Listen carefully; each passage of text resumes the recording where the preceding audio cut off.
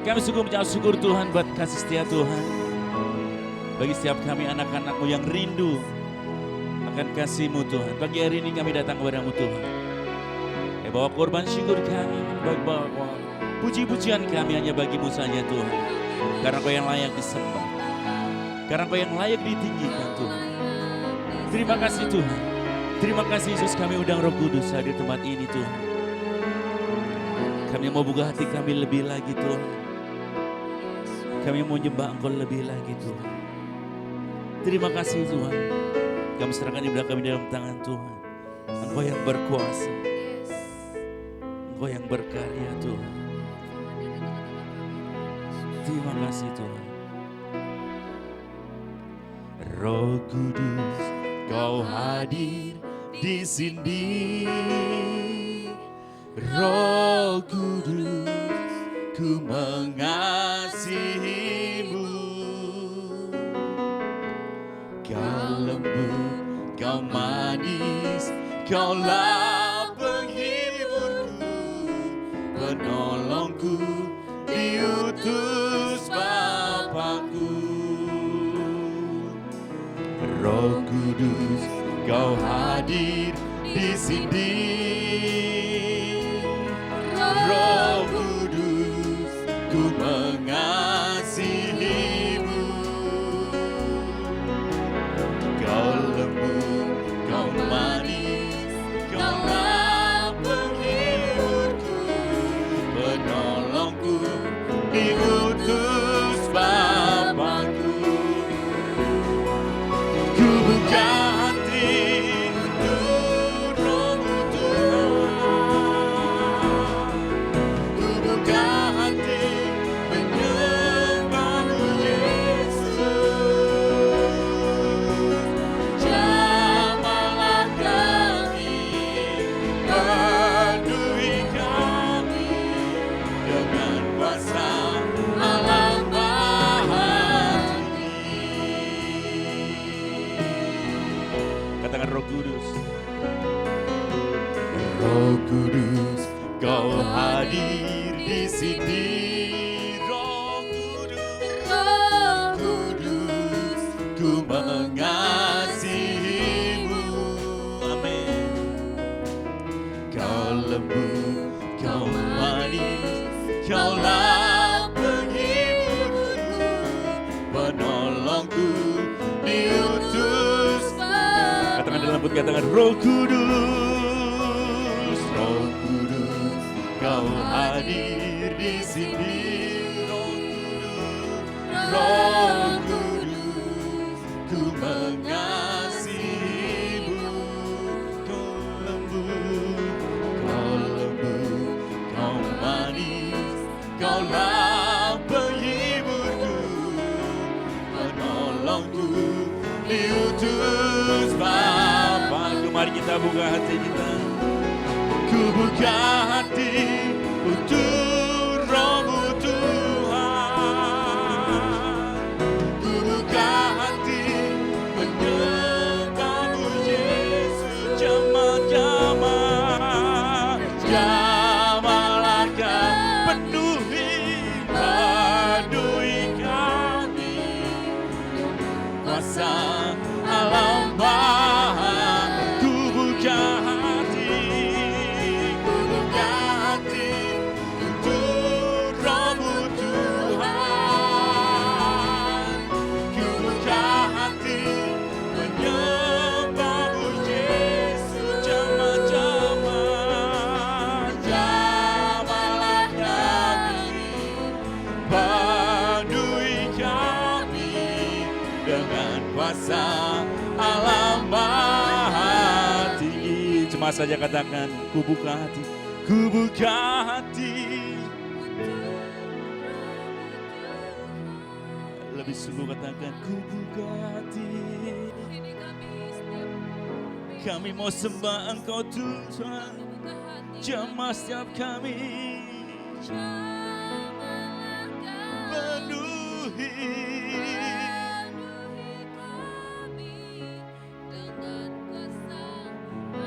Sekali lagi jemaat lebih sungguh katakan, ku buka hati, ku buka memberkati.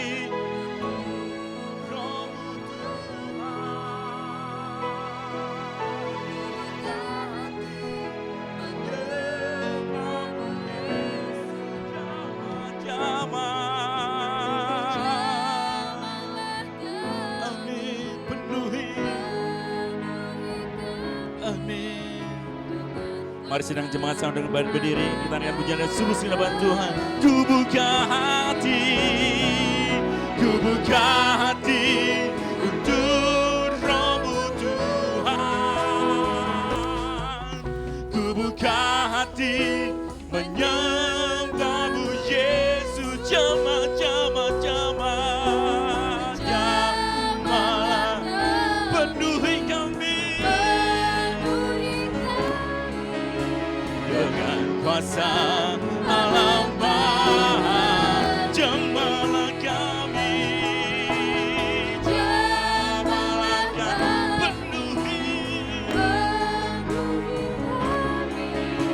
dengan kuasa alam Bapa. Sekali lagi katakan jamalah kami Tuhan, penuhi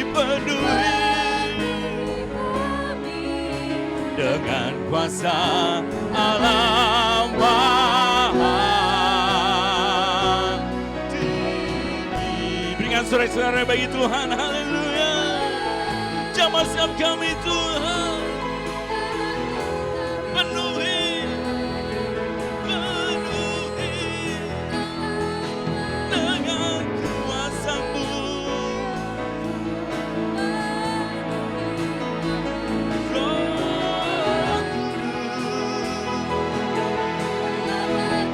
Mari hampiri tata yang kudus, sembah Dia, Dia yang layak disembah, Dia yang layak dipuji.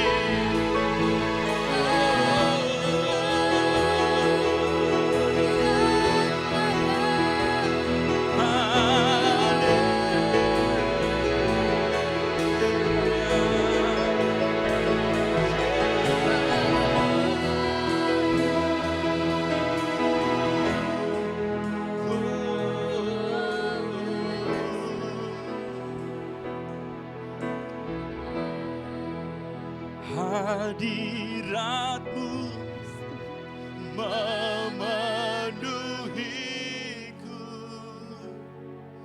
hadirat kudus-Mu penuhi bait-Mu, dan ku tersungkur menyembah-Mu.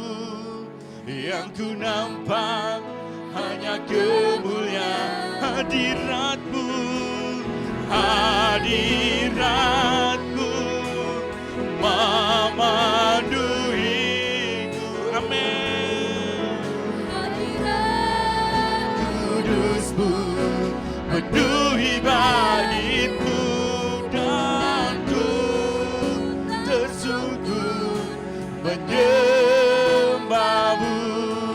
Yang ku nampak hanya kemuliaan-Mu. Katakan Tuhan hadir. Tuhan hadir di bait kudus-Nya, saat umat mencari wajah-Nya, berseru berdoa, sujud menyembah dan menikmati kehadiran-Nya.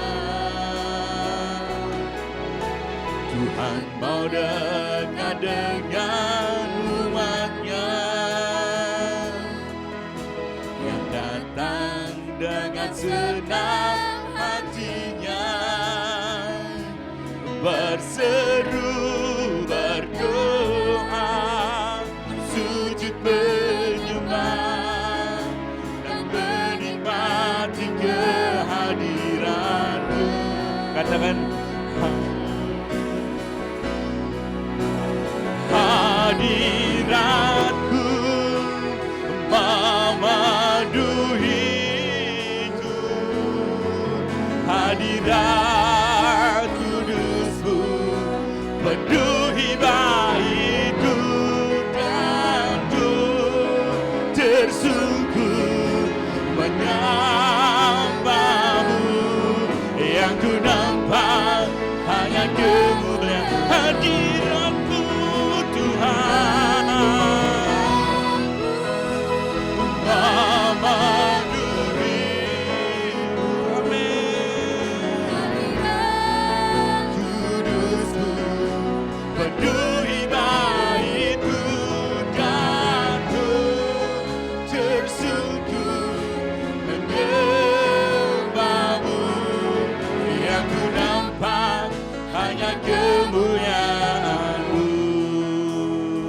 Mari sidang jemaat Tuhan, angkat tangan kita di depan Tuhan, katakan hadirat-Mu memenuhiku.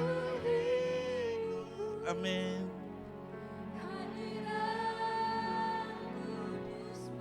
Penuhi bait-Mu Tuhan.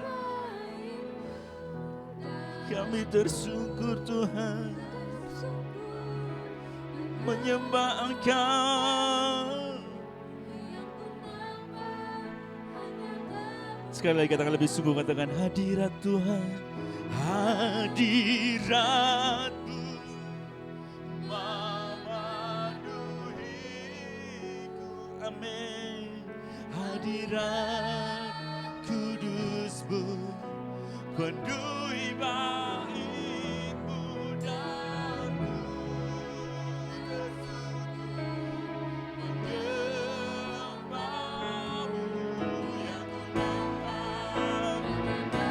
katakan lebih sungguh dengan hadirat-Mu Tuhan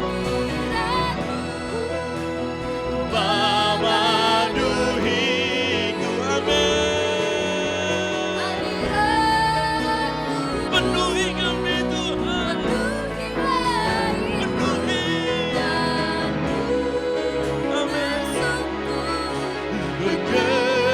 Menyembah-Mu yang ku nampak hanya kemuliaan, yang ku nampak, yang ku nampak hanya kemuliaan, yang ku nampak Tuhan, yang ku nampak hanya kemuliaan-Mu.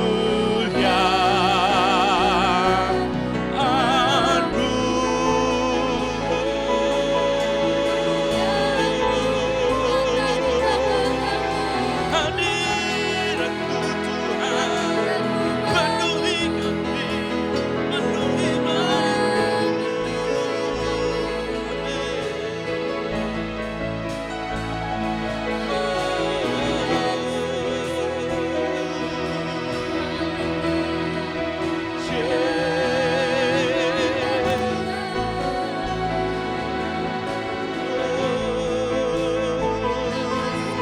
hadirat-Mu Tuhan,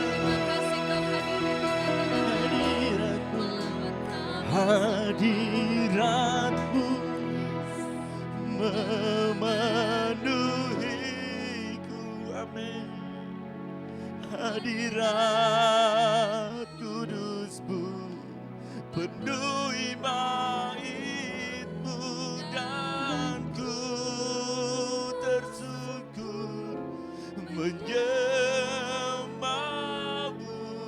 Yang ku nampak hanya kemuliaan hadirat-Mu Tuhan, hadirat-Mu penuhi setiap kami Tuhan. Hadirat kudus-Mu Penuhi bait-Mu dan ku tersungkur menyembah Engkau. Yang ku nampak hanya kemuliaan, yang ku nampak hanya kemuliaan-Mu Tuhan. Yang ku nampak hanya kemuliaan-Mu. Sekali katakan yang ku nampak, yang ku nampak hanya kemuliaan-Mu. Berikan sorak-sorai bagi Tuhan.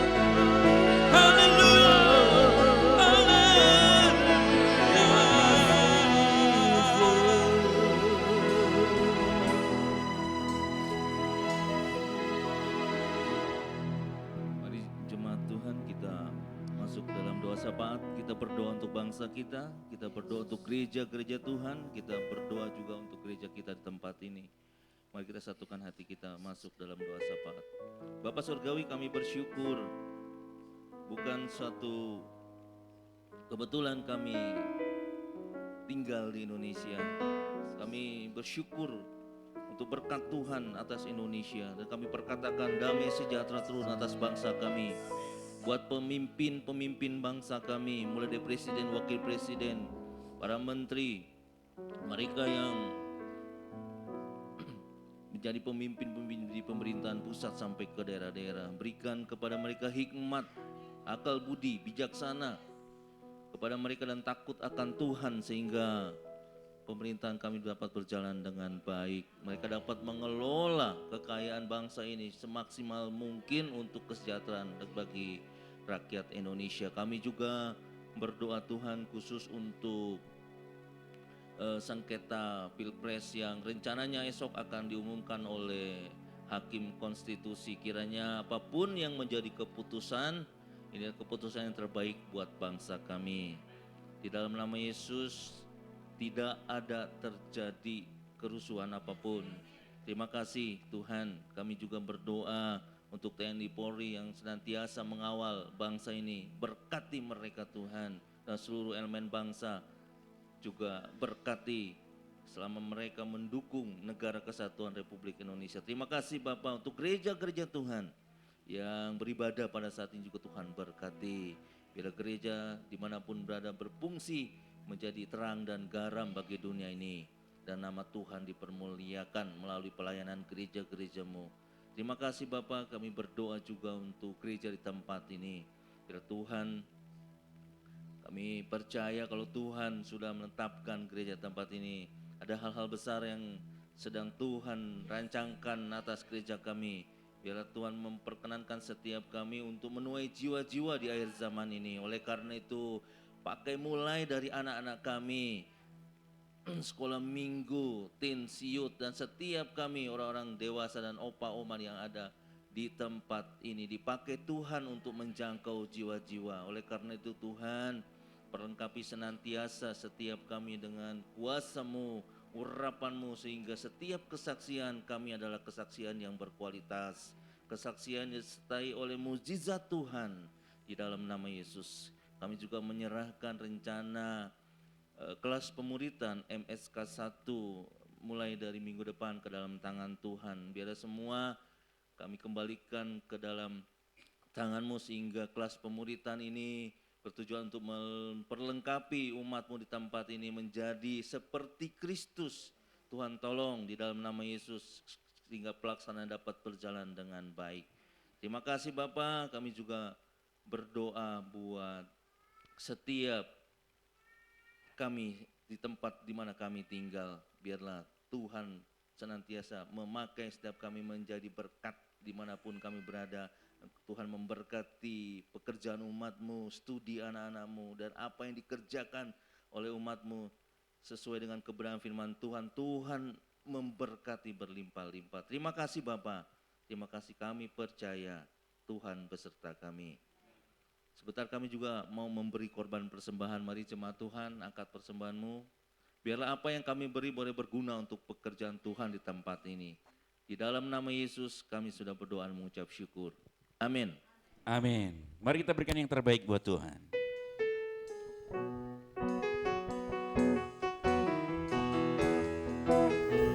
Haleluya.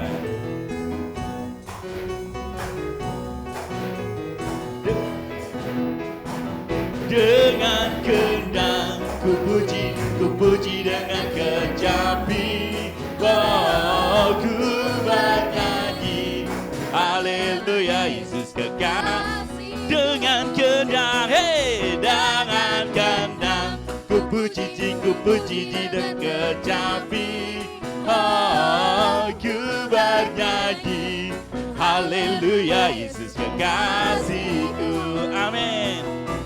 Yesus kekasih jiwaku, sungguh ku percaya padamu, karena kasih-Mu padaku kau tembus, amin. Dari terbitnya matahari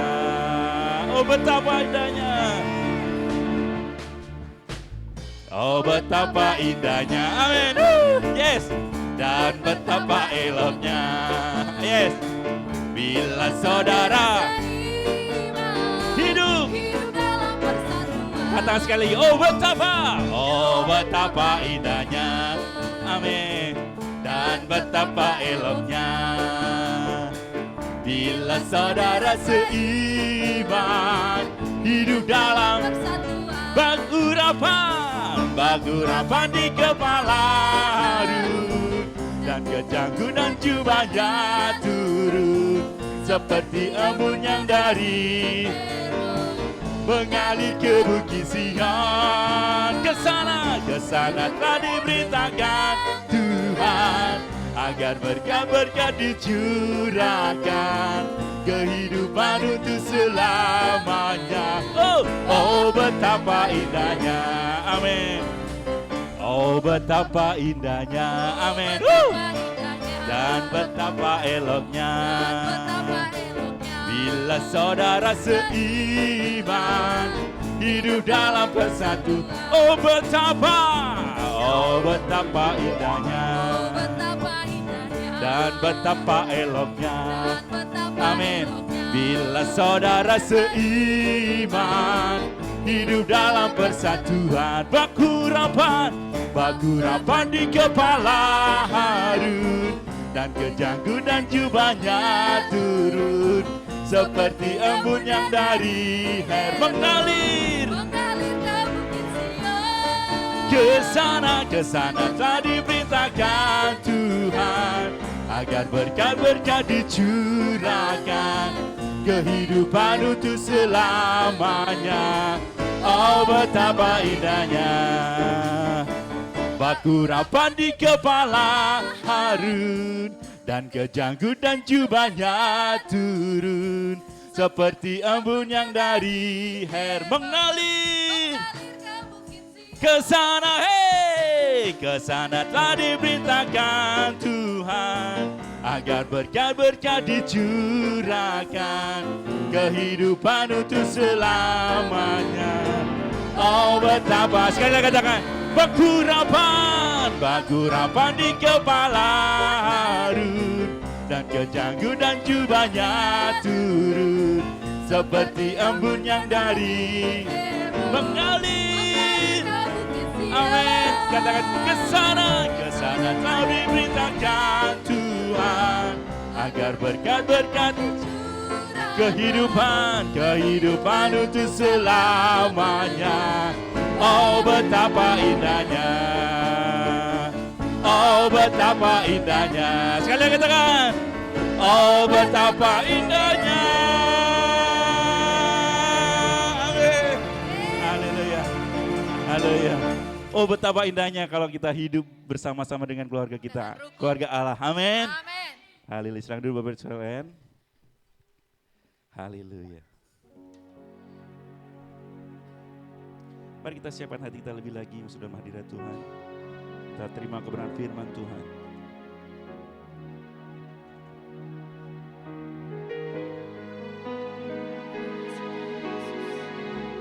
Terima kasih Tuhan, buat kasih setia Tuhan, buat anugerah-Mu Tuhan, yang terus menolong setiap kami. Sampai saat hari ini Tuhan, kami rasakan kebaikan Tuhan terus mengalir. Kami rasakan kuasa-Mu Tuhan terus mengalir atas setiap kami Tuhan. Saat ini Tuhan kami perlu Tuhan. Kami perlu sentuhan tangan-Mu Tuhan. Kami perlu jamahan Tuhan lebih lagi.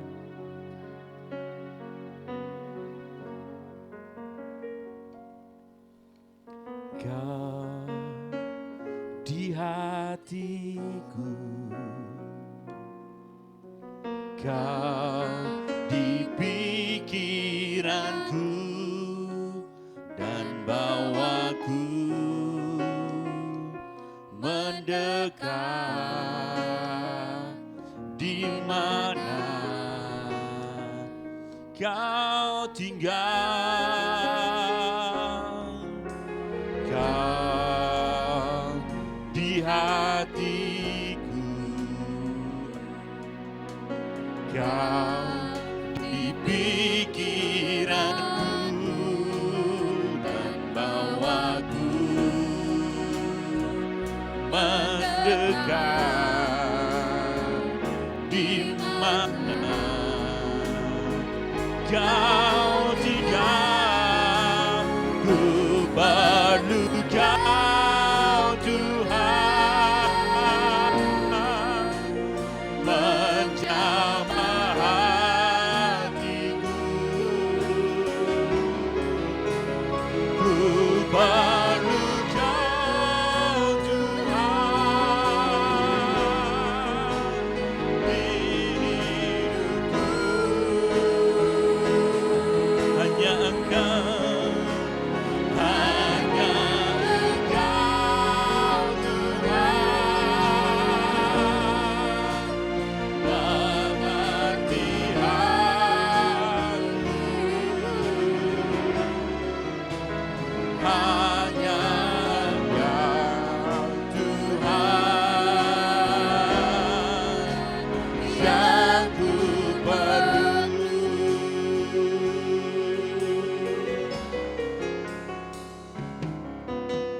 Kau di hatiku, amin. Kau di pikiranku dan bawaku mendekat di mana Kau tinggal. Katakan Kau di hatiku Tuhan, Kau di hatiku, Kau di pikiranku Tuhan, Kau di pikiranku dan bawaku mendekat kemana Kau tinggal, ku perlu Kau Tuhan, menjamah hatiku. Ku perlu Kau Tuhan, ku perlu Kau Tuhan di hidupku.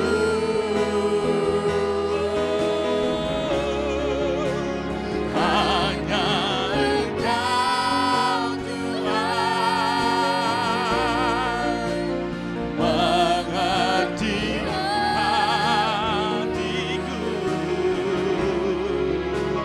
Hanya Engkau Tuhan yang ku perlu. Mari jemaat saja katakan, ku perlu Kau Tuhan, ku perlu Kau Tuhan.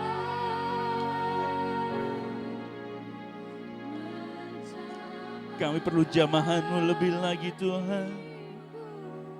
Kami perlu firman-Mu Tuhan yang menyembuhkan setiap kami, yang menguatkan setiap kami Tuhan, yang membebaskan setiap kami. Kami tidak takut Tuhan karena ada Engkau bersama-sama dengan kami.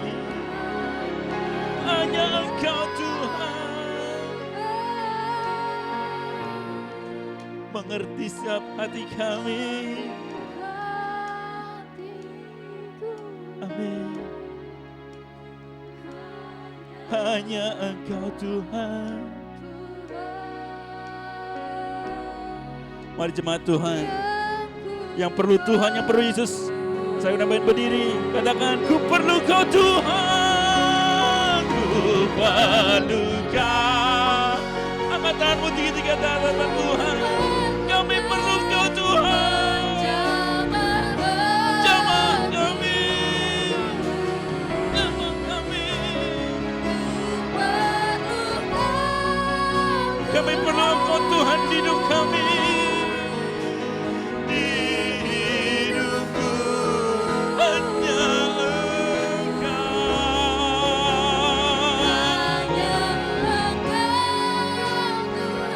Amin.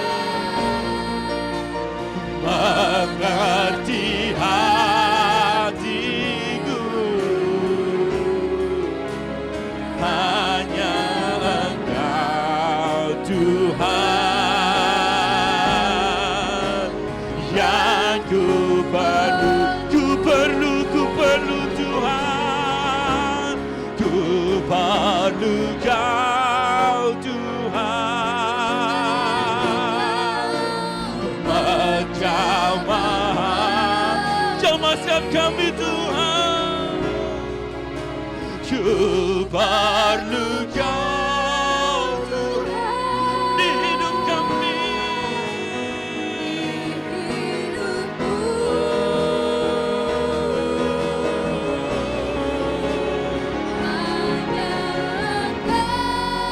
Tuhan mengerti setiap hati kami.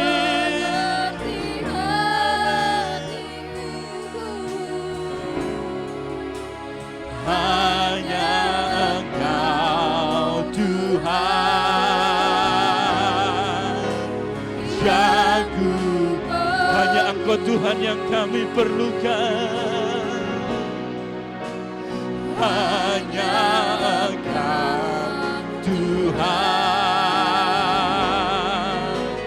yang ku perlu. Hanya Engkau Tuhan, hanya Engkau Tuhan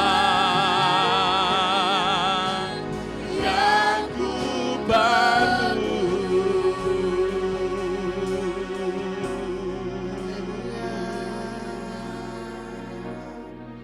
Haleluya.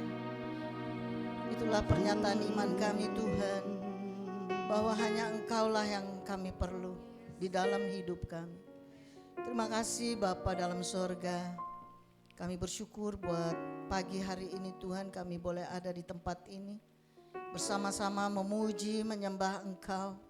Dan bahkan saat ini Tuhan, kami mau mendengar sebagian daripada isi hati-Mu yang terus menumbuhkan iman dalam hidup kami, dan kami terus bertumbuh dalam pengenalan akan Engkau. Jika ada kuasa-kuasa yang bukan daripada-Mu mengganggu hati dan pikiran kami, sehingga kami tidak mampu memahami isi hati-Mu, kami saat ini menolak menghancurkannya di dalam nama Yesus Kristus. Kami hanya mau mengundang hadirat-Mu. Kami hanya mau mengundang kuasa Roh Kudus-Mu di tempat ini, dalam hati dan pikiran kami, supaya pikiran kami hanya tertuju kepada Engkau saja Tuhan. Berbicaralah karena kami sudah siap di dalam nama Yesus Kristus. Kami berdoa dan bersyukur. Haleluya. Yang siap mendengar firman Tuhan katakan amin. Silakan duduk kembali. Shalom Bapak Ibu Saudara yang dikasihi Tuhan.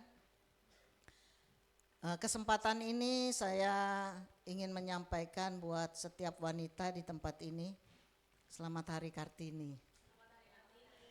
Hari ini kita mengenang terobosan para wanita yang dilakukan oleh Raden Ayu Kartini, Raden Ajeng ya, sekolah nggak lulus.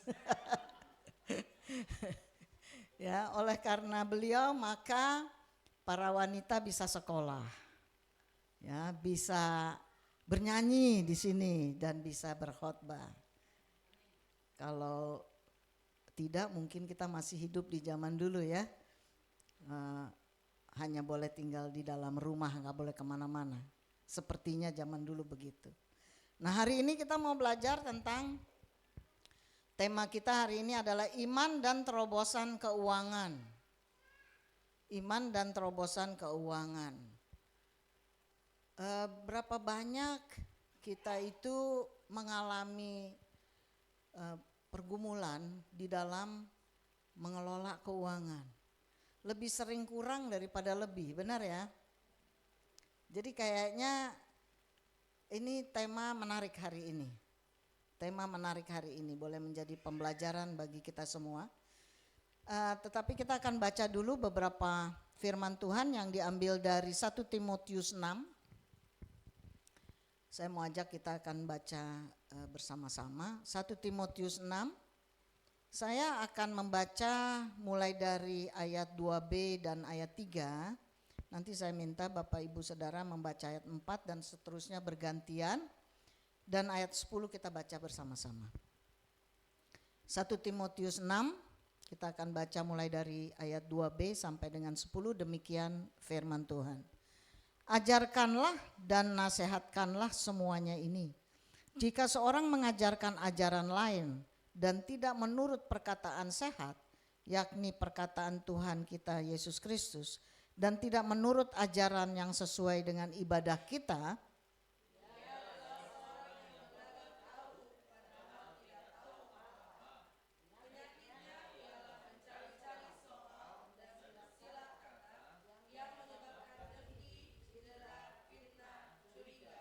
percecokan antara orang-orang yang tidak lagi berpikiran sehat dan yang kehilangan kebenaran, yang mengira ibadah itu adalah suatu sumber keuntungan.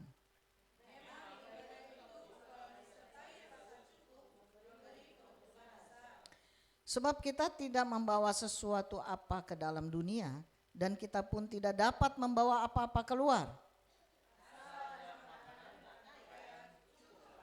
Tetapi mereka yang ingin kaya terjatuh ke dalam pencobaan, ke dalam jerat, dan ke dalam berbagai-bagai nafsu yang hampa dan yang mencelakakan, yang menenggelamkan manusia ke dalam reruntuhan dan kebinasaan. Sama-sama. Karena akar segala kejahatan ialah cinta uang. Sebab oleh memburu uanglah beberapa orang telah menyimpang dari iman dan menyiksa dirinya dengan berbagai-bagai duka. Nah, itu adalah perikop nasihat dari Rasul Paulus kepada anak didiknya, anak rohaninya Timotius, bahwa dalam hidup itu soal keuangan itu harus benar-benar dikelola dengan baik. Ya, di sini juga dikatakan bahwa iman dan keuangan. Banyak orang berpikir apa ada kaitan satu dengan yang lain. Yang satu berbicara tentang iman. Ya, tentang iman kita kepada Kristus. Di sisi lain berbicara tentang keuangan. Banyak orang berkata itu kan tidak ada hubungan satu dengan yang lain. Tetapi Alkitab berbicara di sini terlebih ayat 10 yang jelas sekali bahwa akar segala kejahatan adalah cinta uang. Jadi ada kaitannya dengan kerohanian. Maka hari ini kita mau belajar bahwa uang itu bisa menjadi sumber permasalahan, sumber persoalan. Ya, dengan uang itu bisa menjadi perperangan, bahkan bisa saja terjadi perperangan antar bangsa. Ya, boleh slide berikutnya ya. Benar bahwa manusia itu butuh uang. Benar juga bahwa pelayanan itu butuh uang. Benar ya saudara ya, amin. Dalam pelayanan kita butuh uang. Gak mungkin pelayanan bisa berjalan hanya dengan iman tanpa ada uang.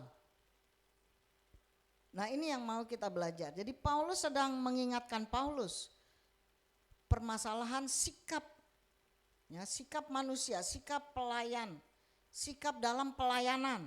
Ya, bagaimana kita bisa memiliki kehidupan finansial yang sehat. Yang sehat. Tadi ayat ini berbicara tentang bagaimana kita harus mencukupkan, bagaimana kita harus hidup, bagaimana kita harus menyikapi pandangan kita tentang uang. Ya. Nah, bagaimana nasihat Rasul Paulus yang pertama? Di sini dikatakan dalam ayat 6 sampai 7, memang ibadah itu kalau disertai rasa cukup memberi keuntungan besar. Sebab kita tidak membawa sesuatu apapun ke dalam dunia dan kita pun tidak dapat membawa apa-apa keluar. Maksudnya waktu kita dipanggil Tuhan, kita nggak bawa apa-apa. Sehingga yang pertama bagaimana kita bisa memiliki kondisi keuangan yang sehat, maka kita harus pertama adalah mengutamakan ibadah. Ya, perikop ini berbicara utamakan ibadah. Nah, apa sih yang dimaksud dengan mengutamakan ibadah? Mengutamakan ibadah itu bukan berarti waktu kita beribadah maka semua beres. Banyak orang Kristen beranggapan waktu kita punya iman, waktu kita rajin berdoa, waktu kita rajin ibadah tidak pernah absen, semua beres.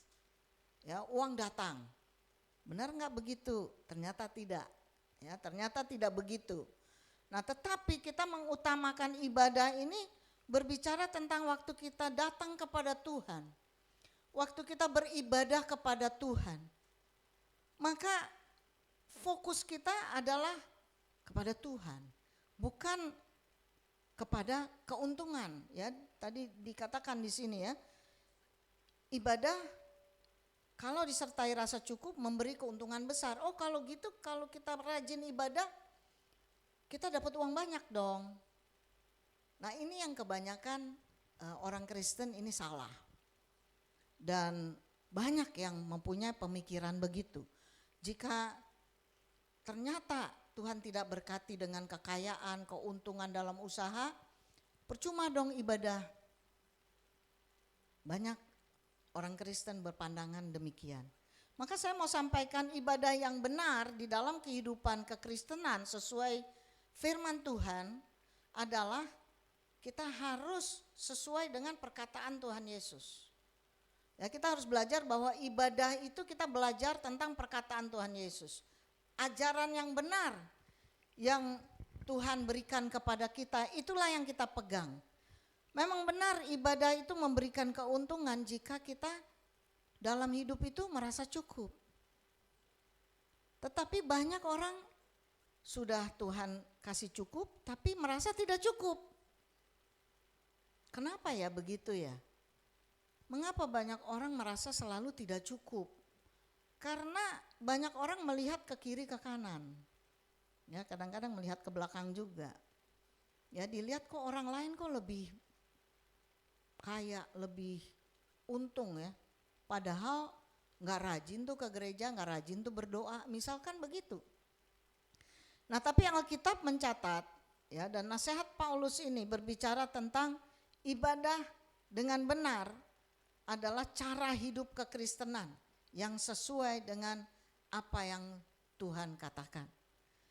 Nah Alkitab juga tadi kita baca bahwa ada ibadah dengan ajaran sesat. Apa tuh ajaran sesat? Ajaran sesat di sini adalah saya menggali beberapa hal, yaitu mencari kekayaan. Ya, waktu kita beribadah kita mencari kekayaan. Kalau nggak ada kekayaan di dalam ibadah, waktu kita beribadah terus kayaknya ini gereja kecil, ya nggak bisa cari untung nih di sini, terus cari gereja lain gitu ya. Ini maksudnya. Ada nggak yang begitu sih? Banyak. Saya pernah jumpai beberapa orang yang demikian. Ya, dia hanya beribadah, dia hanya datang ke gereja hanya untuk mencari keuntungan materi, bukan mencari keuntungan rohani. Sehingga dia terus berpindah-pindah. Dia akan terus mencari sesuatu yang memberikan keuntungan secara materi. Nah, ini yang dikatakan adalah ajaran sesat. Lalu beribadah itu dengan nafsu untuk mencari kekayaan. Mencari kekayaan. Kemudian saya menggali lagi bahwa banyak manusia masuk dalam kebinasaan karena itu. Ya, karena ajaran yang diajarkan itu oleh guru-guru palsu ya, yang mengajarkan kalau kamu ibadah rajin maka kamu bisa mendapatkan keuntungan secara materi. Dengan begini, dengan punya pola pikir begini, maka manusia akan menyimpang dari iman. Ini kata firman Tuhan, dan itu benar adanya. Ya, banyak orang menyimpang dari imannya karena mempunyai pola demikian. Ya, menjadikan manusia tersiksa dengan pemikiran demikian, sehingga dia datang mungkin dengan anggapan-anggapan yang salah, sehingga waktu ekspektasinya meleset, harapannya tidak terpenuhin, maka dia akan kecewa dan akan mencari tempat lain. Ya, saya pernah jumpai seseorang, saya kenal baik orang itu. Dia mencari hamba Tuhan yang keren, yang hebat. Ya, dia nggak tinggal di Indonesia, dia tinggal di luar negeri. Saya pernah tanya sama dia, kenapa sih kamu cari selalu hamba Tuhan yang hebat-hebat, yang istilahnya menyembuhkan orang dengan satu kali berdoa, lalu dia doain orang langsung bisa jadi kaya. Karena apa?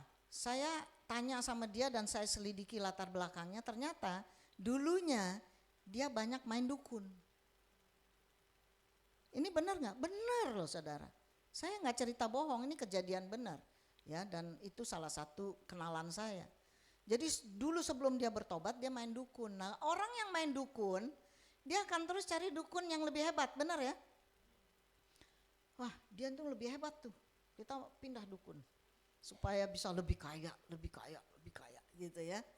Nah, waktu dia bertobat, pola pikirnya juga sama. Cari pendeta yang bisa kasih dia kaya, bisa kasih dia sembuh, bisa kasih dia hidup yang berkelimpahan, bisa kasih dia hidup yang bahagia, ya, dan suaminya bisa berjaya di dalam kerjaannya. Nah, ini ada ajaran yang sesat. Ajaran yang sesat. Nah, ibadah yang salah itu yang bagaimana sih? Ibadah yang salah adalah beribadah agar Tuhan memberikan berkat materi yang berlimpah. Jadi seseorang datang beribadah, dia beranggapan bahwa kalau dia sungguh-sungguh datang beribadah, maka Tuhan wajib memberkati dia. Maka Tuhan wajib menyembuhkan dia. Maka Tuhan wajib memberikan dia sesuatu yang dia inginkan. Ini adalah ibadah yang salah. Senggol dulu kiri kanan biar jangan stres. Kamu tuh ibadahnya salah apa benar? Tapi di sini benar semua lah. Amin. Nah, tapi banyak gak orang yang begitu? Banyak saudara. Banyak, karena dia berpikir bahwa Tuhan udah janji kan Tuhan janji memberkati. Ya kan, tadi lagunya udah gitu ya, Tuhan mencurahkan berkatnya di sana begitu ya. Nah, tujuannya adalah mendapatkan berkat materi, bukan berkat rohani. Ini adalah ibadah yang salah. Tetapi benar Tuhan memberkati mereka yang beribadah dengan sungguh-sungguh. Itu betul, tidak salah, ya kan? Tetapi yang dianggap ibadah yang salah adalah motivasinya. Waktu kita datang beribadah, motivasinya hanya semata-mata hanya untuk memperoleh keuntungan materi, kekayaan materi, bukan kekayaan rohani. Padahal Tuhan berjanji jika kita terus melekat sama Tuhan, kita bisa tahu isi hati Tuhan. Kita bisa tahu Tuhan maunya apa, dan jika kita jalankan, berkatnya pasti ada. Saya selalu punya pikiran pribadi nih begini. Mungkin masing-masing berbeda lah ya, jangan sama-samain gitu ya kan gitu, jangan sama-samain. Nah, saya punya pemikiran pribadi saya begini. Kalau kita makin tahu isi hati Tuhan, memang kita sedang proses, termasuk saya. Sedang proses terus, apa sih yang Tuhan mau? Ya, apa sih yang isi hati Tuhan buat saya, bukan buat orang lain. Nah, kalau kita sudah tahu apa yang menjadi isi hati Tuhan buat diri kita masing-masing, maka jalan kita itu sesuai dengan arahan Dia. Waktu kita berjalan, lalu kita diberkatin, itu bonus. Harus nggak Tuhan berkati? Nggak harus. Nggak harus. Nggak selalu Tuhan berkati kita dengan materi, tidak selalu. Tapi ada nggak Tuhan berkati kita dengan materi? Ada. Saya selalu anggap itu bonus. Bonus dari pengetahuan kita, pengenalan kita akan isi hati Tuhan. Apa sih yang Tuhan mau bicara sama kita? Nah, ini yang penting. Ini yang penting. Ya, jadi ibadah menjadi salah jika motivasi kita menjadi motivasi yang serakah, hanya mementingkan keuntungan materi. Ini yang menjadi menyimpang dari iman. Makanya tadi judul tema khotbah kita adalah iman dan terobosan keuangan. Ini baru kita tahu nih hubungannya satu dengan yang lain. Jika kita tidak bisa breakthrough di dalam keuangan kita, itu bahasa Koreanya breakthrough, ya. Bahasa Bataknya terobosan. maka iman ini nggak bisa kita lepaskan dari itu. Amin. Nah, hal kedua, bagaimana kita bisa mengalami kehidupan finansial yang sehat? Maka Alkitab mencatat kita harus cukupkan diri dengan apa yang Tuhan kasih. Ya, mencukupkan diri dengan berkat-Nya, ayat 8. Asal ada makanan dan pakaian cukuplah. Walaupun tentunya di dalam kehidupan sehari-hari, ya bukan itu saja, ya kan? Wah, yang penting kita makan, kalau ini kita makan di tetangga cukuplah gitu ya. Nah, tapi namanya manusia zaman sekarang kita butuh lebih daripada itu. Ya, kita butuh baju baru, betul ya. Nah, hari ini kita pada pakai batik semua, tapi nggak semua pakai apa itu namanya? Blangkon. Itu menandakan apa ya blangkonnya? Oh, kartono ya. Terus saya lihat juga ada yang pakai kebaya ya, yang di atas tuh kebaya. Sampai saya nggak ngenalin loh. Ya, biasanya pakai t-shirt, pakai kebaya ya, supaya kita mengenang Ibu Kartini gitu ya. Karena apa? Dulu dia pakainya kebaya. Tapi karena dulu adanya cuma kebaya, Pak. Nggak ada baju lain, ya kan? Kalau misalnya ada t-shirt, mungkin dia pakai t-shirt, pakai jeans. Tapi nggak ada dulu, dulu nggak ada. Nah, hal kedua mengajarkan kita bahwa kita tetap harus bersyukur dengan apa yang Tuhan beri. Ya, seringkali kita itu merasa kurang terus. Ya, semakin hari Tuhan berkati tapi kita merasa kurang. Ya, apapun yang kita miliki itu Tuhan tahu sebenarnya ya. Tuhan tahu cukup. Apa yang Tuhan kasih sama kita itu cukup. Itu cukup. Ya, kadang-kadang saya juga mengalami, waduh, biaya bulan ini melonjak gitu ya, melonjak. Ya, saya pikir ntar Tuhan pasti cukupkan gitu ya, cukupkan. Dan memang Tuhan cukupkan pasti, nggak berlebih, biaya bulanan tercover, ya kan? Jangan ada utang. Siapa yang di sini ada utang, minta sama Tuhan supaya Tuhan buka jalan membereskan utang. Saya selalu bilang, utang tuh dosa enggak? Enggak. Utang enggak dosa, saya juga punya utang. Tetapi utang yang tidak bayar itu dosa. Utang harus dibayar sesuai kesepakatan. Saya selalu bilang gini, kalau kita nggak berani berhutang nggak punya rumah. Ya, itu sebabnya nih Pak Danang 3 rumahnya. Rumahnya 3. Hutang, nggak apa-apa asal dibayar ya Pak ya. Nggak apa-apa, kadang-kadang kita harus berani gitu ya, kita harus berani melangkah, tetapi harus ada kalkulasinya, benar ya. Harus ada kalkulasinya, jangan kita semangat, ya kan, kita semangat, tetapi kita nggak bersyukur dengan apa yang Tuhan sudah tetapkan. Karena Tuhan tahu pribadi kita masing-masing. Tuhan tahu kemampuan Bapak Ibu Saudara dan saya. Tuhan tahu. Nah, kalau kita berjalan sesuai apa kata Tuhan dan kita mau mengaturnya, kita mengucap syukur, pasti berkat kita ada. Masing-masing beda. Jangan samakan. Wah, kita mau sama nih sama dia gitu kan. Nggak bisa sama. Karena Tuhan tahu kapasitas kita. Tuhan tahu, ya kan, bagaimana kita mampu mengelolanya. Nah, itu sebabnya ayat ini berbicara tentang mencukupkan diri dengan berkatnya, artinya kita harus tetap bersyukur. Nah, cukup memang relatif. Saya mau sampaikan, cukup bagi satu, mungkin tidak cukup bagi yang lain.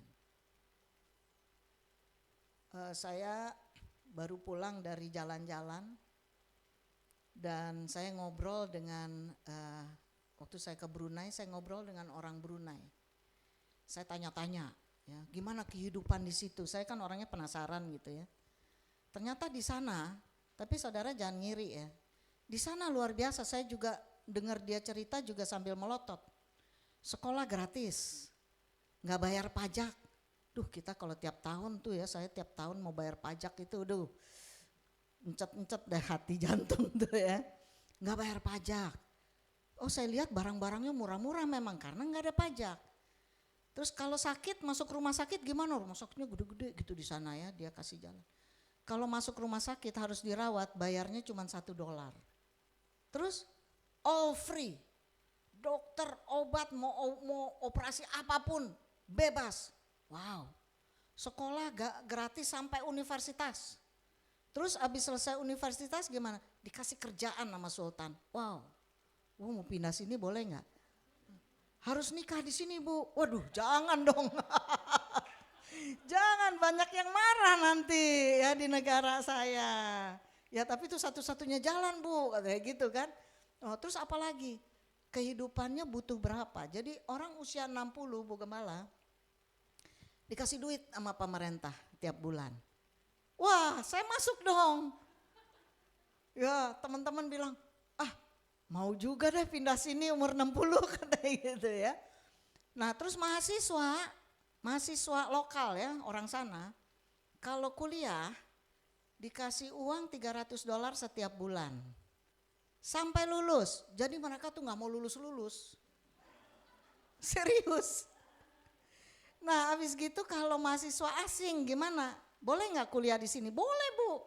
Dikasih $800 tiap bulan sampai lulus. Jadi gak mau lulus-lulus. Sampai 7 tahun, 8 tahun. Loh orang tiap bulan dikasih duit. Terus duitnya buat apa Mas? Apa saja terserah. Wow. Hebat sekali. Nah jadi berbicara tentang cukup dan tidak cukup ini relatif ya. Relatif kan. Terus biaya hidup berapa? Ya kira-kira $500-600 setiap bulan cukup banget. Hah? Itu mah di Indonesia nggak cukup banget tuh. Ya kan? Dolar mereka itu sama dengan dolar Singapura. Jadi kalau $500 berarti kira-kira 5 jutaan lebih gitu. Cukup. Waduh. Transportasi gratis. Enak banget ya. Enak banget ya, kapan Indonesia kayak begitu kan? Tapi ya warganya cuma sedikit makanya mereka kaya sekali. Nah cukup itu relatif. Tetapi firman Tuhan menjanjikan kita kalau kita mengandalkan Tuhan, dia akan cukupkan keperluan kita. Saya mau kutip Filipi 4 ayat 19. Allahku akan memenuhi segala keperluanmu menurut kekayaan dan kemuliaannya dalam Kristus Yesus. Ayat ini luar biasa. Kalau kita bersyukur senantiasa dengan apa yang kita dapatin, dia akan mencukupkan keperluan kita. Kita jangan lihat tetangga ya kan, kita jangan lihat kemana-mana. Wih dia enak tuh ya, wah dia penghasilannya gede tuh ngapain tuh ya, kerjanya apa ya. Nah terus, wah dia usahanya maju tuh ya, jual bakso, waduh baru 3 jam udah laku, dia duitnya banyak, kita juga mau jual bakso deh. Jangan begitu, ya jangan ngikut-ngikut gitu ya. Nah artinya cukup, artinya dapat memenuhi kebutuhan dan kepuasan keinginan sesuai dengan takaran yang Tuhan sudah tetapkan. Kurang nggak? Nggak kurang, nggak kurang ya. Cukup bukan keinginan loh, tapi kebutuhan. Dan Tuhan berjanji, kita tetap mengandalkan Dia, maka yang namanya terobosan keuangan itu adalah itu dia. Cukup. Ya. Itu hal kedua, bagaimana kita bisa mengalami kehidupan finansial yang sehat. Dan ketiga, Alkitab mengajar, tadi kita baca dalam ayat 9 sampai 10, waspadalah jerat cinta uang. Ini hal ketiga, waspada. Ya, uang selalu kita perlukan dalam segala segi kehidupan. Pelayanan pun membutuhkan uang. Namun jangan sampai kita terjebak dalam cinta akan uang. Ini kuncinya dalam khotbah hari ini.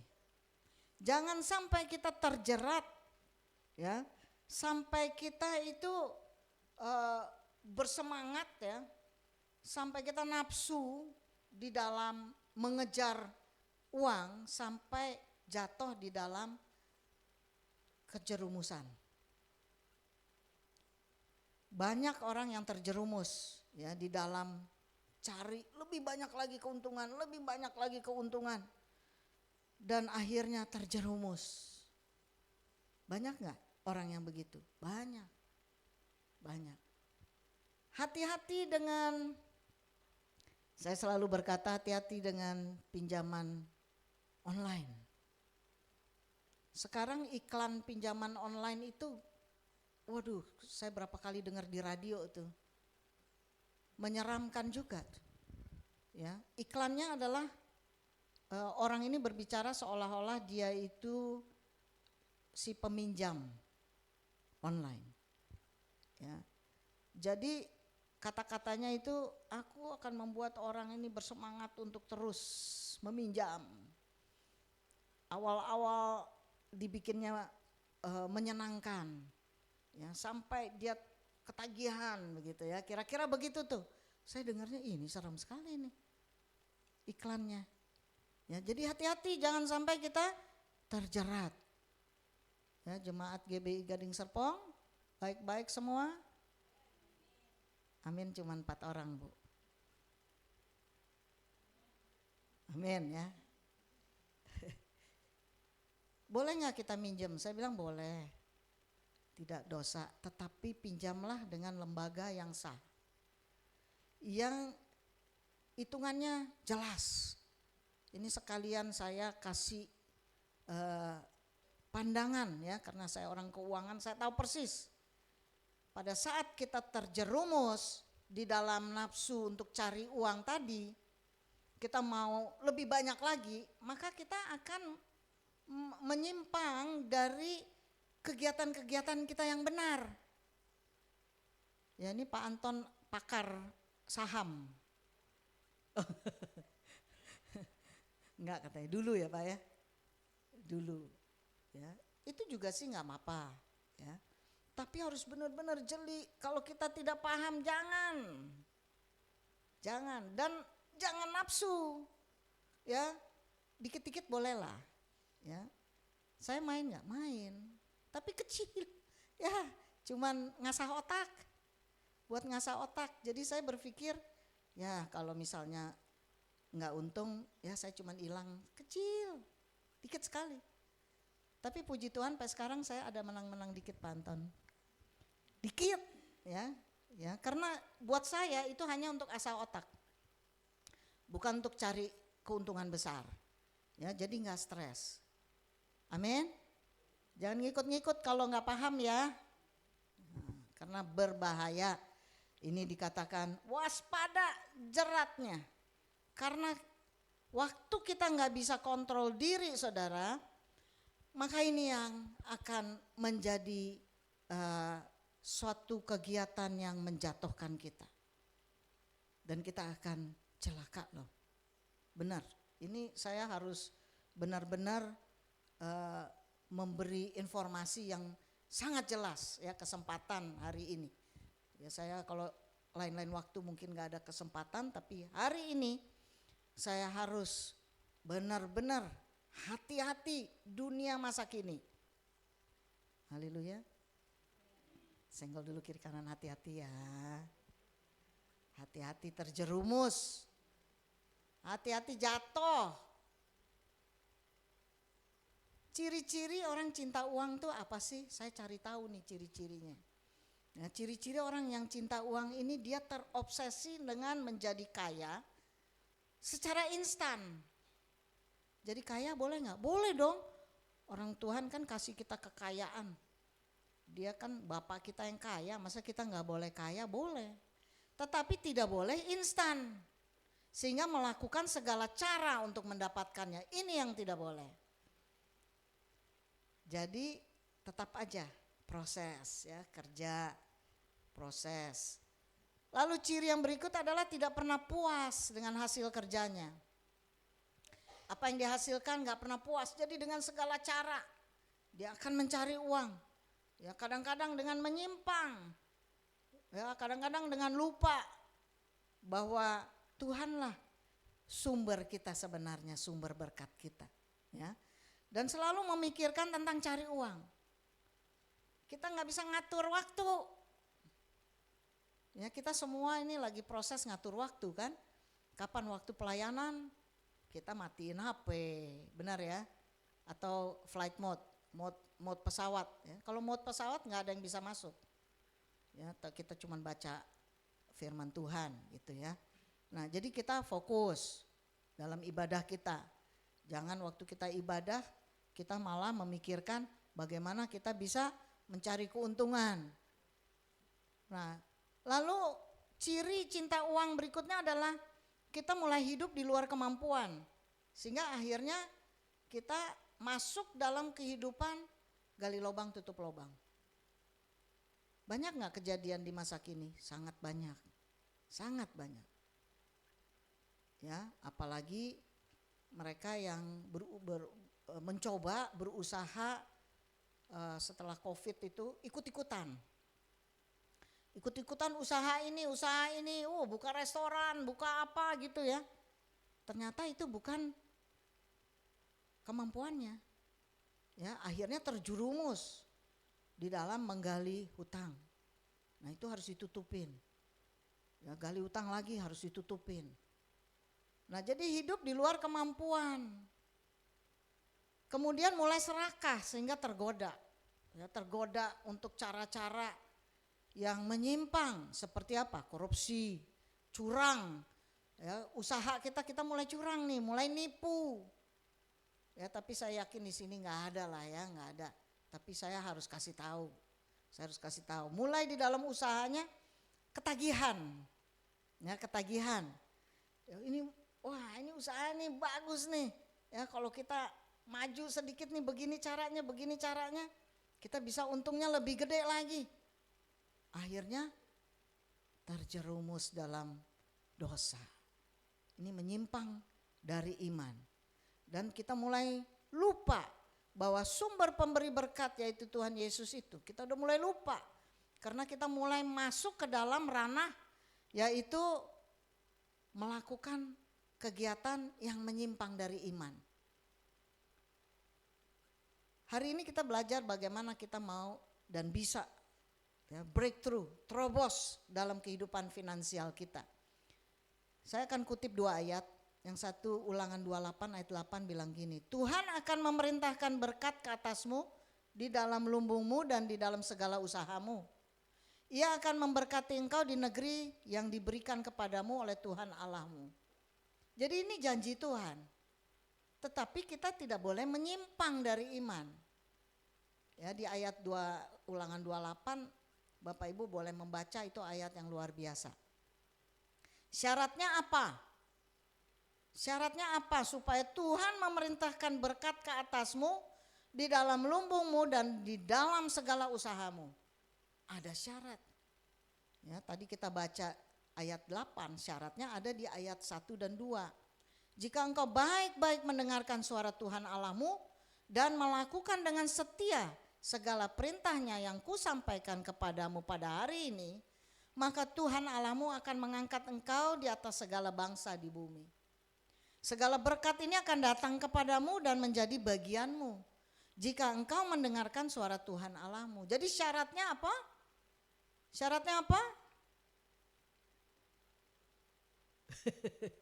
Syaratnya apa? Mendengar suara Tuhan dan segala perintah-perintahnya.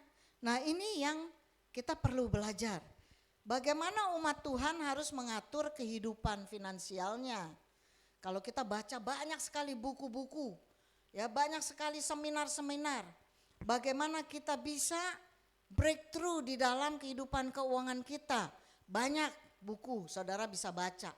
Banyak seminar saudara bisa mengikutinya online maupun onsite. Tetapi saya menggali, ya sebenarnya hanya ada 2 hukum yang Tuhan berikan kepada kita. Yaitu yang pertama adalah hukum alamiah atau hukum natural, dan yang kedua adalah hukum rohani. Dua hal ini saja kita pegang. Ya, saudara boleh membaca berbagai buku, silahkan. Saudara boleh mengikuti seminar-seminar bagaimana kita bisa breakthrough di dalam keuangan kita. Saudara bisa juga sharing bagaimana teman-teman kita, saudara-saudara kita, kenalan-kenalan kita kok bisa breakthrough finansial, kehidupan finansial mereka sehat. Boleh saja. Tapi kita mau belajar dua hukum ini. Hukum alamiah. Yang pertama, bekerja keras. Ini kita tidak bisa bilang bahwa kita beriman, bahwa Tuhan memberkati karena kita rajin doa, rajin ibadah. Tetapi Tuhan juga suruh kita bekerja keras. Tokoh-tokoh dalam Alkitab seperti Paulus, Petrus bekerja. Jadi jangan seperti kita menjadi orang Kristen yang berpikir kita sudah mengenal Tuhan Yesus, sudah rajin ibadah, sudah rajin berdoa, maka kita dibebaskan dari bekerja keras. Paulus mengajar dalam 1 Korintus 15 ayat 10 dia bilang begini, aku telah bekerja lebih keras daripada mereka semua, tetapi bukannya aku, melainkan kasih karunia Allah yang menyertai aku. Amsal 6 ayat 6 berkata begini, hai pemalas, pergilah kepada semut, perhatikanlah lakunya dan jadilah bijak. Jadi bekerja keras adalah bagian dari kehidupan kita. Tuhan Yesus juga bekerja waktu dia hidup di bumi sebagai tukang kayu. Dia juga bekerja. Jadi ini bagian kita. Ya, Tuhan suruh kita bekerja. Jadi kalau kita mau mendapatkan berkat, bukan cukup saja berdoa Tuhan curahkan dari langit, ya seperti air hujan, terus kita diberkati, enggak. Tuhan suruh kita bekerja. Nah kedua, hukum alamiah yang berikutnya adalah miliki pengetahuan. Bekerja keras tidak cukup, kita harus punya pengetahuan yang cukup juga supaya kita bisa kerja dengan benar. Dengan pengetahuan, maka kita akan melakukan pekerjaan kita itu dengan benar, ya, dengan luar biasa. Hosea 4 ayat 6 berkata, umatku binasa karena kurang pengetahuan. Jadi kita kerja keras asal. Maka ada orang yang bilang, aduh saya kerja nih dari subuh-subuh pagi hari pulang tengah-tengah malam, tapi kok kayaknya cuman capek badan aja, gak ada berkatnya. Tapi kalau lihat ada orang yang santai-santai kerjaannya ya, tapi uangnya ngalir terus. Nah ini ya, jadi umatku binasa karena kurang pengetahuan. Kita harus miliki pengetahuan apa yang sedang kita kerjakan. Jadi waktu kita bekerja, kita juga harus punya pengetahuannya atas pekerjaan kita. Ya, jangan waktu kita lihat ya di kampus tempat saya STT Betel Petamburan tuh, Bu Gembala tahu ada tukang mie tek-tek. Ya, mie tek-tek itu tiap hari tuh jualan di pagar itu karena wah dia udah 11 tahun, mungkin sekarang udah 15 tahun ya. Jadi tukang mie tek-tek. Dia hasilnya besar sekali. Dia tahu persis, ya kalau saya datang, saya parkir mobil, dia tahu saya tuh makanannya jenisnya apa. Bu, ya satu ya, nah, dia bawa ke ruang makan. Dia udah tahu saya apa, mie kuah. Artinya dia punya pengetahuan. Setiap orang tuh, setiap dosen tuh dia tahu ini makannya apa, jenisnya apa. Ada juga yang suka ganti-ganti, tinggal dia tanya, hari ini apa nih Pak, hari ini apa Bu. Itu pengetahuan. Ya, lalu ketiga, apa yang harus dimiliki seseorang? Yaitu keterampilan. Keterampilan. Jadi bekerja keras harus, punya pengetahuannya harus. Ya, kalau saya latar belakangnya apa? Saya punya pengetahuannya. Ya kan? Tapi saya juga punya keterampilannya yang cukup. Supaya waktu saya mengerjakannya hasilnya maksimal, optimal. Ya, jadi keterampilan itu membuat seseorang tuh jadi kreatif. Jadi kreatif. Ya, saya kagum juga kepada banyak teman-teman yang sangat kreatif. Saya banyak belajar dari teman-teman. Ya, bahkan dari adik-adik saya belajar mereka sangat kreatif. Ya, ada adik saya satu dia sekarang usahanya sudah hampir 1 tahun ini jual bakso. Ya, jual bakso, punya kios. Ya, lalu kemarin itu dia kreatif, saya kagum. Saya nggak berpikir tuh. Dia bikin vacuum. Saya bilang gimana bakso bisa di vacuum? Oh bisa, ya bisa. Dia beli alat vacuumnya, dia nggak tahu lah ya, jangan suruh saya masak ya, Bu Uli aja itu. Ya lalu gimana bumbunya, kaldunya? Bumbunya dia juga vacuum. Jadi nanti di rumah tinggal seduh. Wow, ini saya nggak pernah berpikir ya, luar biasa, kreatif. Dia terampil di dalam itu. Jadi dia bisa jualan online, bakso online. Nggak usah kita panggil Pak Agus. Kita bisa pesan online. Amin. Kita susah gitu, hari ini ada Pak Agus, nggak ada, ya kecewa. Gitu ya. Nah ini keterampilan saudara. Ya keterampilan. Semua kita punya keterampilan, amin. Asah itu, asah. Ya. Nah Amsal 22 ayat 29 bilang gini, pernahkah engkau melihat orang yang cakap dalam pekerjaannya? Di hadapan raja-raja ia akan berdiri, bukan di hadapan orang-orang yang hina. Ini berbicara tentang terampil. Berbicara tentang orang punya pengetahuannya tapi dia juga terampil di dalam pekerjaannya. Jadi dia di hadapan orang-orang kalangan atas tuh dia nggak takut. Dia nggak minder. Banyak orang Kristen tuh minder. Dia nggak berani berhadapan dengan orang-orang di atas, orang-orang keren, orang-orang bos-bos, nggak berani. Kenapa? Dia merasa, wah saya nggak bisa. Tapi orang yang punya pengetahuannya, dia bekerja dan dia terampil, oh berhadapan siapa juga dia berani. Karena dia mampu terampil. Yang terakhir, enak didengar biasanya kalau yang terakhir. Jangan lupa saudara, jangan lupa bagaimana kita bisa breakthrough.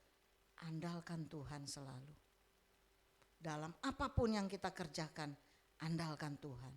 Setelah kita melakukan yang alamiah tadi, yang natural tadi, sebagai tanggung jawab kita, sebagai manusia yang hidup di bumi ini, maka kita harus tetap mengandalkan Tuhan, Sang Pemberi berkat.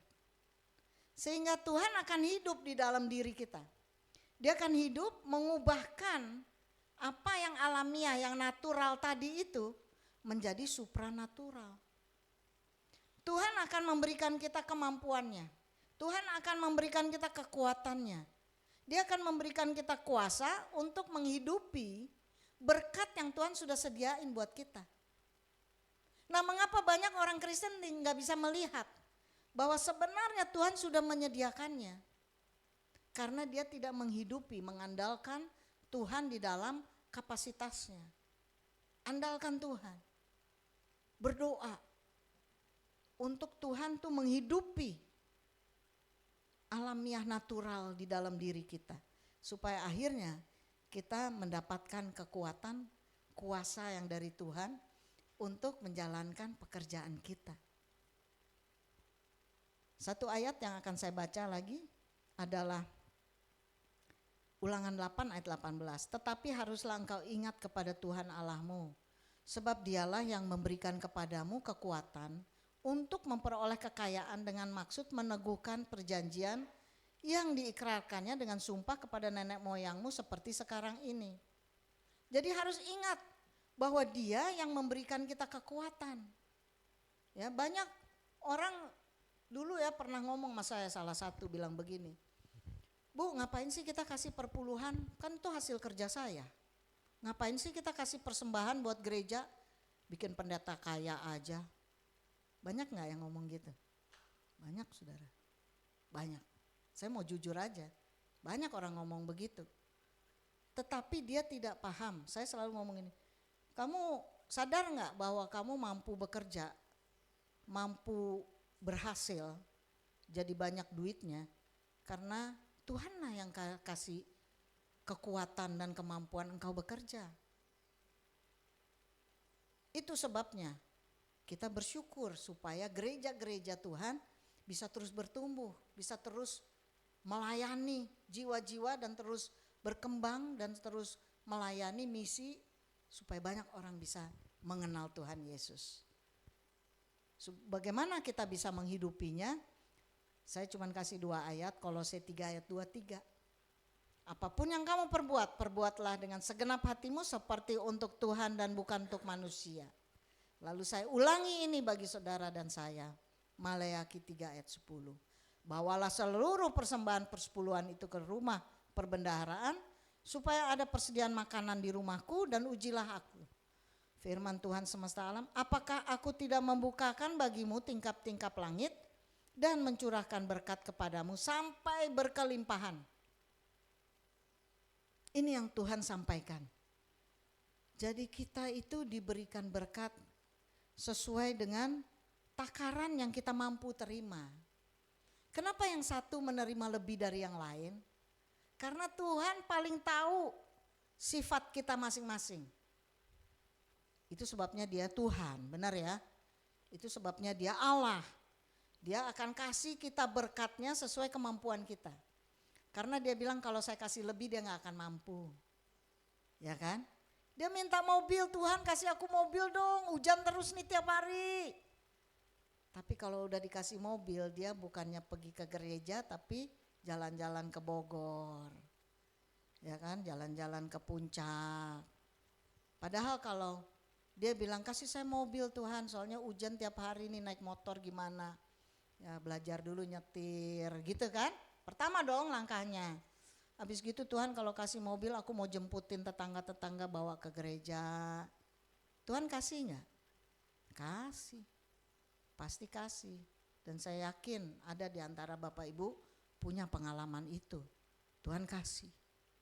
Jadi Tuhan memberkati sesuai dengan takaran yang kita mampu terima. Ya Tuhan saya mau dong setiap bulan gaji saya 100 juta. Tuhan bisa kasih gak? Bisa. Tapi nanti kita pingsan. Kaget gitu kan? Iya dah. Tapi kalau kita bilang Tuhan tahu kemampuan kita, dia kasih gak? Kasih. Kasih pasti. Saya yakin.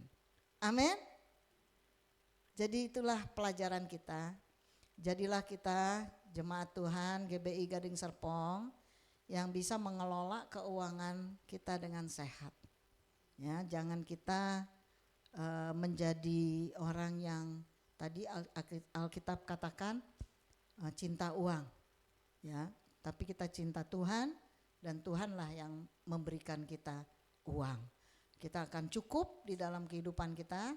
Jangan khawatir karena itulah janji Tuhan buat kita yang mengasihi Tuhan. Amin. Mari kita datang kepada Tuhan. Kita bangkit berdiri.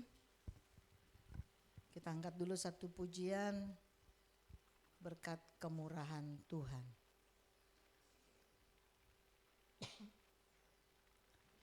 Biarlah setiap kita boleh mengalami terobosan di dalam keuangan kita karena Tuhanlah yang menyertai kita. Di dalam hidup Tuhanlah yang memberkati, menuntun, memberikan kita kekuatan di dalam mengelola di dalam kehidupan kita. Haleluya Yesus. Haleluya. Mari kita angkat pujian ini berkat kemurahan Tuhan. Kau hiasi kehidupanku dengan kemurahan-Mu. Kau rancangkan masa depanku penuh dengan harapan. Aku ada saat ini semuanya karena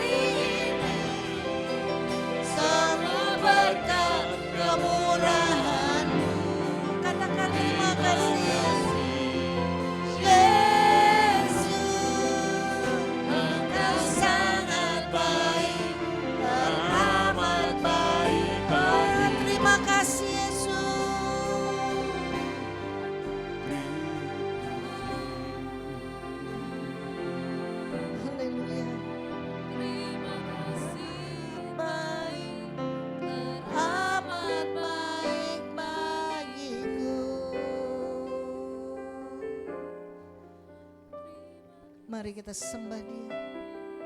Terima Kita katakan terima kasih Yesus. semua hanya karena Engkau sangat baik Tuhan. Engkau teramat baik bagi kami Yesus. Kami ada saat ini karena Engkau Tuhan. Kami ada hari ini karena Engkau Yesus. Terima kasih Tuhan. Terima kasih Yesus. Engkau baik. Engkau luar biasa. Haleluya Yesus. Terima kasih.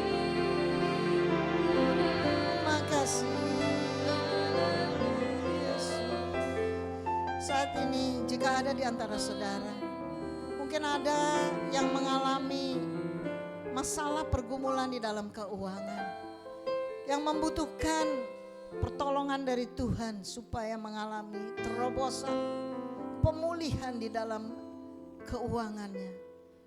Taruh tangan kanan saudara di dada. Saudara boleh berdoa.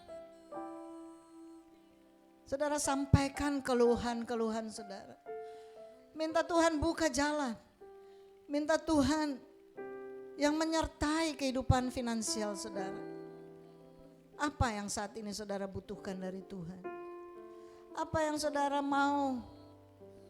Minta ampun terhadap apa yang saudara telah lakukan sehingga saudara jatuh di dalam pergumulan keuangan saudara. Sampaikan isi hati saudara. Oh, terima kasih Yesus.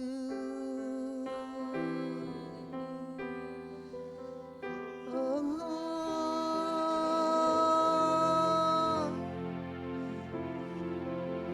Tuhan, jamah kami. Haleluya. Oh, Engkau tahu isi hati umat-Mu.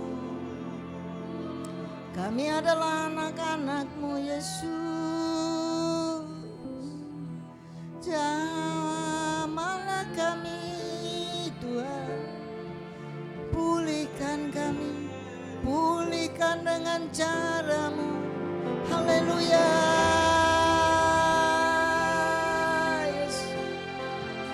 Haleluya. Oh, aku ada saat ini. Kami ada saat ini karena kemurahan-Mu. Oh, ada saat ini. Semuanya karena kasih-Mu. Yes. Kami ada hari ini Tuhan. Semua berkat kemurahan-Mu. Terima kasih Yesus. Engkau sangat baik, teramat baik. Aku ada saat ini. Semuanya karena kasih-Mu. Aku hidup hari ini. Semua berkat kemurahan-Mu. Terima kasih. Terima kasih Yesus. Engkau sangat baik, teramat baik. Oh, terima kasih Yesus. Engkau sangat baik, teramat baik. Oh, terima kasih Yesus. Engkau sangat baik, teramat baik.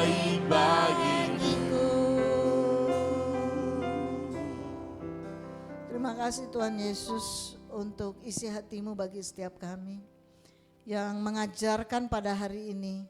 Supaya setiap kami anak-anak-Mu di tempat ini Tuhan mengalami terobosan di dalam kehidupan finansial kami. Supaya kami sehat di dalam mengelola finansial kami. Supaya kami jangan salah sehingga kami terus boleh Tuhan melangkah bersama dengan Engkau. Mengenal isi hati-Mu supaya kami bisa mengerti dan kami terus diberkati oleh Engkau. Bukan karena kami mencari berkat di dalam ibadah, tetapi kami percaya jika kami sungguh-sungguh mendengar isi hati-Mu, mendengar suara Engkau dan kami mau taat melakukannya, maka kami pasti dipelihara oleh Engkau dan berkat-berkat-Mu tercurah di dalam kehidupan kami. Berkatilah umat-Mu di tempat ini Tuhan. Di dalam nama Yesus Kristus kami berdoa dan bersyukur padamu. Haleluya. Setiap kita yang diberkati katakan amin.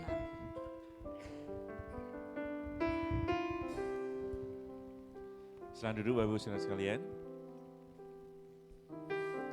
Pengumuman minggu ini tanggal 27 hari Sabtu kita ada ibadah perdana untuk kaum dewasa muda. Semangat dong. Mungkin Bapak Ibu mungkin masih bingung nih, maksudnya gimana sih dewasa muda itu gimana? Apa youth, apa siapa gitu ya. Nah dewasa muda ini range-nya itu dari umur 25 sampai umur 50 ya. Jadi range-nya dari umur 25 sampai umur 50. Kalau umur 24, 23 gimana Pak? Bisa kalau sudah menikah, kalau sudah berkeluarga bisa ikut gabung. Nah terus kemarin ada yang tanya saya, Pak Danang saya umurnya udah lewat dari 50 Pak Danang. Cuman istri saya belum, baru 48, bisa nggak? Bisa, ikut aja ya, bisa. Jadi kita gabung aja, kita seru-seruan, kita ibadah bersama di tempat ini. Memuji dan memuliakan nama Tuhan di tempat ini jam 6 sore ya, 6 sore aja ya biar nggak kemalaman ya. Jam 6 sore, kita hari Sabtu jam 6 sore di tempat ini ya. Nanti saya bikin undangannya resminya ya. Terus minggu depan kita ada juga tanggal 28, kita ada mulai pra MSK 1 ya. Jangan lupa Bapak Ibu yang belum mendaftar, silakan mendaftar hari ini terakhir daftar ya ke sekretariat Cici Michelle ya. Sudah mendaftar semuanya? Sudah? Ada yang belum ya? Nanti segera mendaftarkan ya. Kita bertumbuh bersama tempat ini ya. Berkembang bersama, memuji Tuhan bersama tempat ini ya. Amin. Ada tambahan lagi Bu? Oke, Pram MSK itu jamnya jam setelah ibadah ya. Jadi jam 1 siang. Jadi ibadah selesai jam 12, kita break dulu, kita makan dulu. Setelah makan kita baru mulai jam 1 siang ya. Jangan lupa yang belum mendaftar silakan mendaftar ke Cici Michelle ya. Namanya udah? Oh nanti ada belangkonya, ada form pendaftarannya, minta ke Cici Michelle. Ke belangko ya kayak KTP ya. Oke silakan Ibu. Oke. Yang para moti, Bu Titin jangan pulang dulu, isi pendaftaran. Bu Sukma, Gafati, Tegar ya ada banyak nih ya. Nih yang di depan mana? Ian ada di mana? Ian udah ya? Belum ya, makanya ya langsung daftar pokoknya, yang belum langsung daftar. Nanti ke Michelle, Michelle akan menyebarkan formulirnya. Oke, saudara diberkati oleh firman Tuhan. Jadi saya mau tanya, doa dulu apa kerja dulu? Kerja dulu atau doa dulu? Halo? Supaya nangkep nih apa yang disampaikan ya kan. Jadi harus apa dulu? Ada istilah ora et bukan dibalik, labora et ora, bukan. Itu bahasa Jawa jadinya. Jadi ora et labora, doa dulu bekerja ya. Itu dua itu harus sama ya. Tetapi jangan lupa andalkan Tuhan dahulu. Maka pekerjaan kita akan diberkati Tuhan. Usaha kita akan diberkati Tuhan. Itu rahasianya. Yuk mari kita bangkit berdiri. Kita kasih dulu salam kanan kiri. Jangan lupa doa dulu baru kerja. Jangan lupa doa dulu baru kerja. Ya, doa dulu baru kerja. Doa dulu baru kerja. Haleluya. Haleluya. Saudara-saudara, doakan saya mulai siang ini. Habis ini saya harus segera terbang ke bandara. Saya mau terbang ke Denpasar. 10 hari saya akan mengikuti conference City to City. Doakan supaya Tuhan kasih kepada saya satu visi baru, ya, pencerahan dan kesehatan Tuhan berikan bagi saya dan bagi seluruh peserta yang pembicara apalagi ya. 10 hari itu waktu yang gak sebentar, cukup lama dan melelahkan. Tapi saya percaya kalau Tuhan kasih kekuatan, maka semuanya bisa menjadi berkat. Haleluya. Yuk mari kita naikkan. Shalom, shalom, haleluya. Shalom, shalom, damai Allah turun ke atasku sekarang. Shalom, shalom, damai Allah sekarang dan selamanya. Seperti sungai yang mengalir, lembut gemercik, seperti burung merpati, damai surgawi. Shalom, shalom, diberkatilah kau sekarang. Berkat atas nama Bapa ada Roh Kudus. Mari kita angkat tangan kita di hadapan Tuhan dan arahkan hatimu kepada Tuhan. Terimalah berkat. Tuhan memberkati engkau. Tuhan melindungi engkau. Tuhan menyinari engkau dengan wajahnya dan memberi engkau kasih karunia-Nya. Tuhan menghadapkan wajahnya kepadamu dan memberi engkau damai sejahtera. Pulanglah dan bawalah sertamu segala berkat, rahmat, anugerah dari Allah Bapa. Kasih setia dari Tuhan kita Yesus Kristus. Serta pengurapan persekutuan dari Roh Kudus. Itu semua akan menyertai kita, memimpin kita. Mulai dari saat ini sampai Tuhan Yesus datang kembali. Di dalam nama Yesus, mari yang percaya dan diberkati Tuhan kita serukan bersama. Amin, amin. Tuhan berkati kita.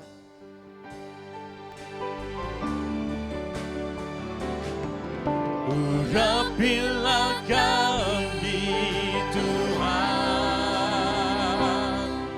menjalankan visi dan misimu, menjadi gereja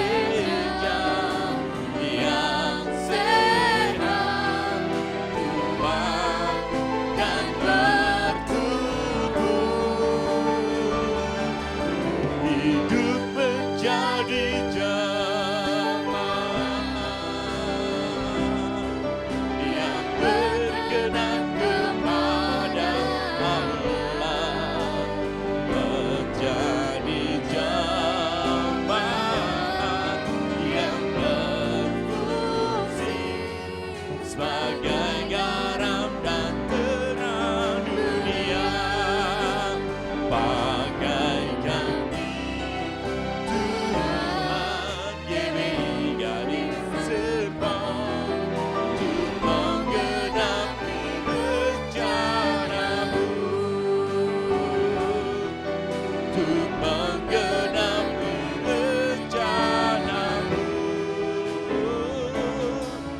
untuk menggenapi rencanamu.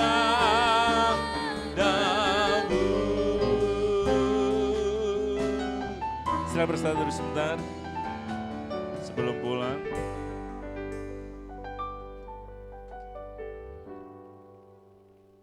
Selamat hari Minggu, selamat pulang. Tuhan Yesus memberkati.